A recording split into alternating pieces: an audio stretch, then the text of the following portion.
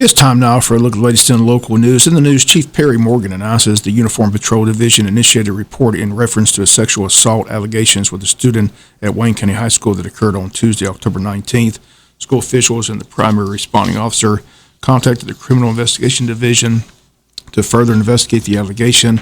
At the conclusion of the initial investigation, Wayne County High School junior ROTC instructor Harold Hill, age 39, has been arrested and charged with the following: false imprisonment and sexual battery.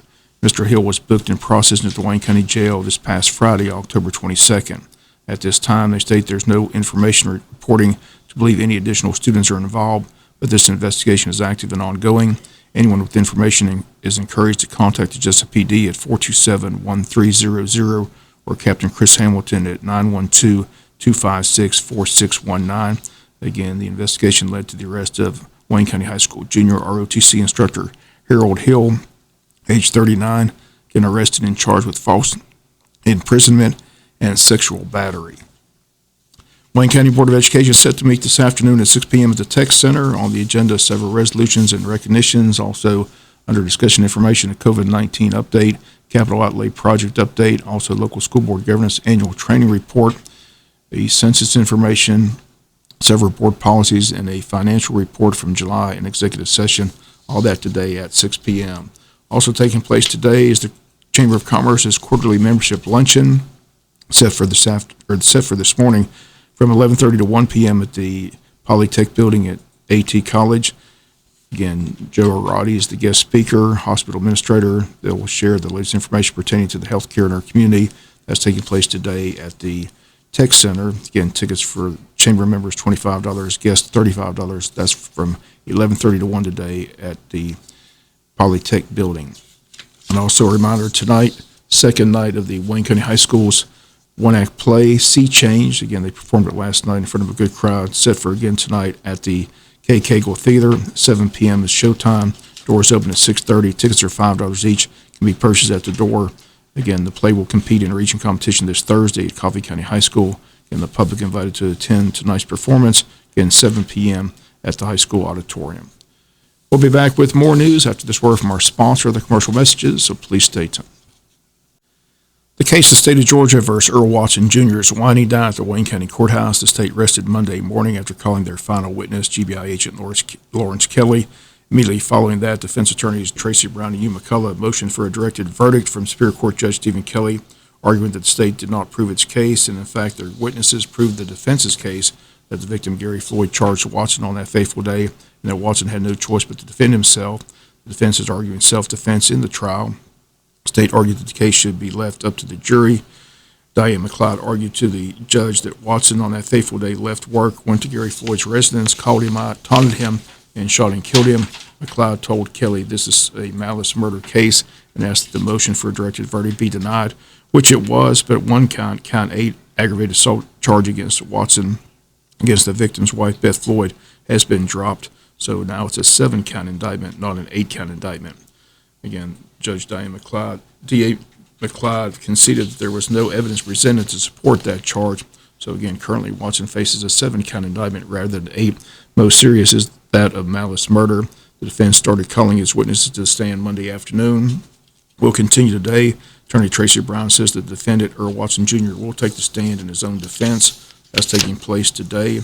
Then closing arguments most likely this afternoon, as the defense has about 4 witnesses to call this morning, and the trial is getting underway early this morning around 8:30 a.m. Once again, the jury will have the final say on whether the state has proven its case of murder or the defense has proven its case of self-defense. Members of Watson's family all testified Monday, including his wife, his brother Mark, his father Earl Watson Sr. All had run-ins with the victim, Gary Floyd, in the Little Creek neighborhood. The defense first witness, Joe Cunningham, who's been in law enforcement 34 years as a Georgia State Patrol officer and a member of the Wayne County Sheriff's Department, testified and told the jury that many in the neighborhood would call him and ask him about what to do about Gary Floyd. Cunningham told them to simply document everything and report it to the Wayne County Sheriff's Department. Cunningham says that Floyd called him and wanted to talk with him one day, so Cunningham went to his house. Floyd told him that there was a government conspiracy against him, that drones were flying all around his house and that people were building tunnels under his home and constantly coming into his home. Cunningham says he told Gary that he didn't think that was the case. Cunningham says that was about the only time that he had any encounters with Gary Floyd. And throughout the afternoon, all the defense witnesses stated time after time after their encounters with Gary Floyd, they would call the Wayne County Sheriff's Department and talk about the threats that Gary Floyd had made. But again, all this reported to the Sheriff's Department, but Gary Floyd was never arrested by the Wayne County Sheriff's Department. All suspected that Gary Floyd was on meth. All considered him dangerous. The defense says that Floyd was high on meth the day of the shooting and that the drug use was a factor on the day of the shooting. On his possession that day he was shot was a meth pipe in his pants pocket. Once again, the defense is expected to wrap up their case today, closing arguments this afternoon, and again, then it goes to the jury. As soon as the verdict is reached, we'll have it for you here on Big Dog Country FM 105.5.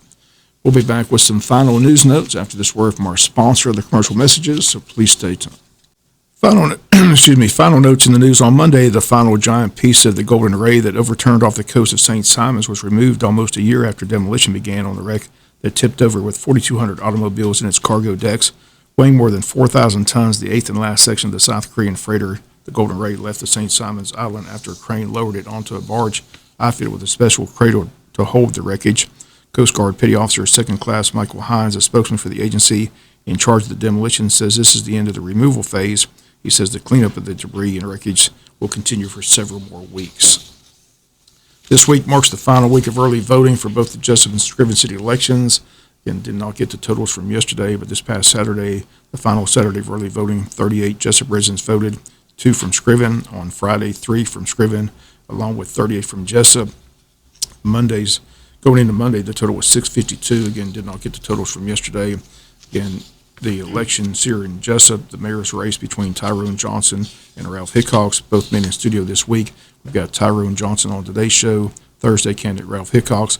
City of Jesup has 3 contested council seats in the election. District 2, the race between incumbent Don Darden and challenger Pamela Schumann.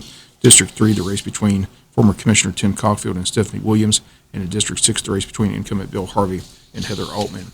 In the city of Scriven, there are 2 contested council seats. One race is the incumbent Brandon Harris and Adam Pruitt. The other is contested seat between incumbent Lonnie Murphy and challenger Tony Brinkley. And the election day set for a week from today, Tuesday, November the 2nd.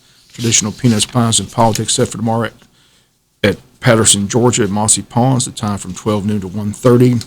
And several politicians running for state office will be on hand.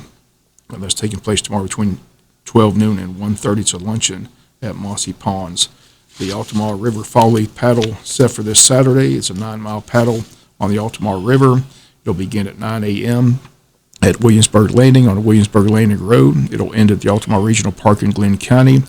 Again, they ask that you bring your canoes, kayaks, life jackets, sunscreen, and snacks. Enjoy a beautiful day on the Altamar River. Registration for the event is $10. Children under 10 paddle for free with a registered adult.